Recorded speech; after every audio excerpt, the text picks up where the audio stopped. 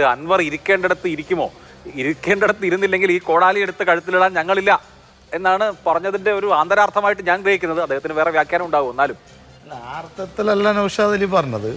അൻവറിന്റെ ഉത്തരവാദിത്തം അൻവർ നിർവഹിക്കണം. അതിൽ വളരെ വ്യക്തമാണത്.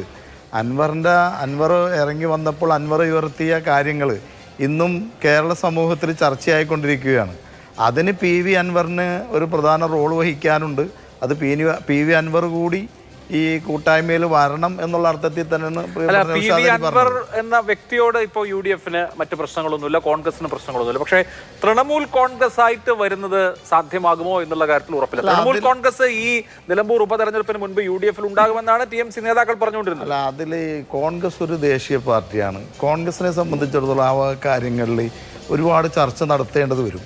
അതിലൊന്നും നമുക്കൊരു കോൺഗ്രസ് എന്ന പാർട്ടി അങ്ങനെ ഒരു നിലപാട് നമ്മളോട് ഇതുവരെ പറഞ്ഞിട്ടില്ല. സ്വയമായിട്ട് 2011 പശ്ചിമ ബംഗാളിൽ അധികാരത്തിൽ വന്നത് കോൺഗ്രസും തൃണമൂൽ കോൺഗ്രസും കൂടിയല്ലേ. ആ മന്ത്രിസഭയിൽ കോൺഗ്രസിൻ്റെ 4 മന്ത്രിമാരുണ്ടായിരുന്നു 2011 മമതാ ബാനർജി മുഖ്യമന്ത്രിയായപ്പോൾ, CPM-ന്റെ ഭരണം അവസാനിപ്പിച്ചപ്പോൾ. അപ്പോൾ കോൺഗ്രസിന് ആ വിഷയങ്ങളിൽ ചില ചർച്ചകൾ നടത്തേണ്ടി വരും. ആ കാര്യത്തിൽ UDF നേതൃത്വം തീരുമാനമെടുക്കും എന്ന് തന്നെയാണ് നമ്മുടെ സ്വീകാര്യമല്ലെങ്കിൽ. അല്ല, അങ്ങനെ ഒരു ഞാൻ മനസ്സിലാക്കിയത് ഒരു സജഷൻ വന്നത് ഒരു കേരള പ്രാദേശിക പാർട്ടി രൂപീകരിക്കട്ടെ. തൃണമൂൽ കോൺഗ്രസ് എന്ന പേരാണ് പ്രശ്നം. അപ്പോൾ ഇപ്പോൾ തൃണമൂൽ കോൺഗ്രസിലുള്ള ആളുകൾ ചേർന്നൊരു പ്രാദേശിക പാർട്ടി രൂപീകരിക്കട്ടെ, അതല്ലെങ്കിൽ പുറത്തു നിന്ന് പിന്തുണയ്ക്കട്ടെ. ഈ 2 ഓപ്ഷൻ സ്വീകാര്യമാണോ? അല്ല, അങ്ങനെ ഒരു ചർച്ച കോൺഗ്രസ് നേതൃത്വം മുന്നോട്ട് വച്ചിട്ടില്ല. അതൊക്കെ മാധ്യമ സൃഷ്ടിയാണ്. വേറെ പാർട്ടി ഉണ്ടാക്കട്ടെ, കേരളത്തിൽ സഹകരിക്കട്ടെ, പുറത്ത് നിന്ന് അതൊക്കെ ഒരിക്കലും കോൺഗ്രസ് നേതൃത്വം അങ്ങനെ ഒരു ഉപാധിയോ അങ്ങനെ ഒരു ചർച്ചയോ നമ്മളുമായോ നമ്മുടെ ലീഡറുമായോ നടത്തിയിട്ടില്ല.